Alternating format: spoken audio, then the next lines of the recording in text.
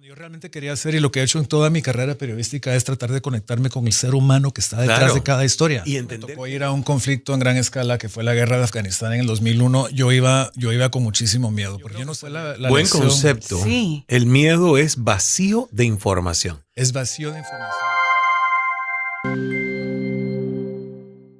Yo siento que obviamente uno tiene la posibilidad de ir a muchos lugares como periodista, pero hay cosas que te marcan el corazón. Siempre recuerdo la historia, que se me va el nombre, a lo mejor tú te acuerdas de esta polémica foto que hizo un reportero de guerra de el niño o la niña. Una niña en Etiopía. Exactamente. O en Somalia. O en Somalia, Sí, exacto, sí, sí. con el buitre, ¿no? El ave de rapiña. Exacto, sí. Y luego yo empecé a investigar y luego este hombre terminó, creo que suicidándose. Quitándose la vida. Quitándose Sí. la vida. Sí. Entonces, claro, cuando yo veía a Harris como televidente y periodista, en estas zonas de conflicto donde yo digo, Dios mío, qué valentía, porque en estos lugares es que tú no sabes qué puede pasar. La bomba cae a 3 metros, pero puede caer a donde estás tú el día menos pensado.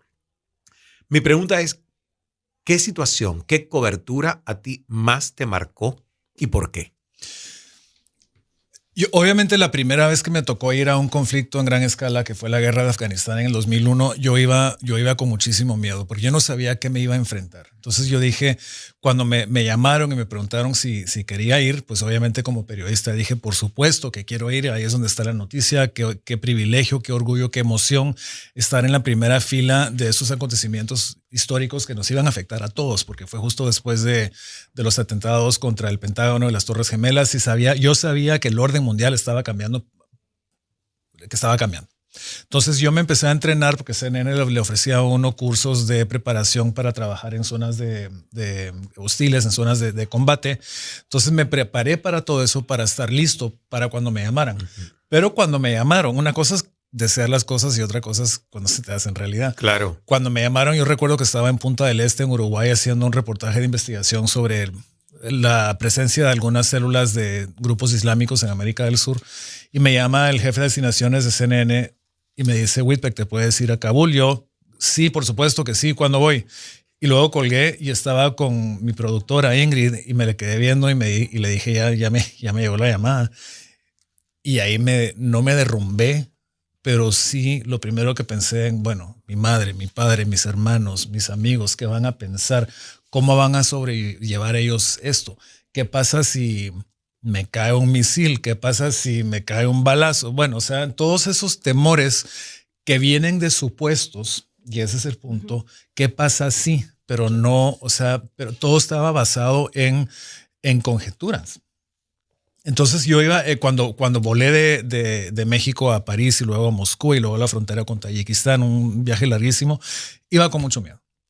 Pero nomás pisé tierra afgana y vi a los primeros combatientes disparar y ya me vi en la situación, el miedo se desvaneció.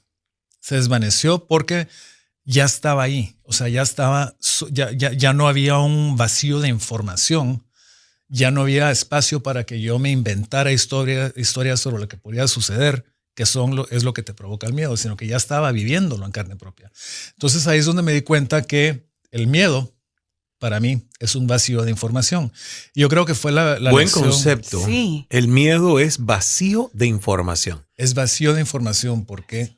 Porque si no hay información, uno empieza a inventarse cosas. Sí. Y crea anticipaciones catastróficas. Exacto. Que van alimentando el miedo. Entonces, Exacto. de un miedo que es un bebé y que es debilucho, dentro de un rato, si tú lo sigues engordando, es un monstruo. Es un monstruo que Además, te come. que el miedo es un tema muy recurrente en tu libro. Claro, y eso viene si quieren podemos platicar de eso, viene de mi infancia en Centroamérica, de Guatemala, un país en guerra. O sea, ¿tú creciste con miedo? Pues yo crecí sin información. Sin información. Yo crecí sin respuestas. Yo veía, y también eso lo hablo en el libro, yo hablo de ir al colegio una vez y en el recorrido del bus del colegio vi a un muerto tirado en la carretera. Sí. Y yo llegué al colegio preguntando, bueno, pero ¿quién lo mató? ¿Por qué tenía las manos atadas? ¿Quién era? ¿Dónde está su familia? ¿Lo están esperando? ¿Por qué lo mataron? O sea, pregunta. Y nadie me respondía. Y lo típico es que nadie incluso quiere que tú sigas preguntando sobre eso. Es mejor no preguntar de esas cosas, ¿no? Exacto. Entonces ahí nació el miedo porque había un vacío de información y también nació mi afán por hacer preguntas que me hizo periodista.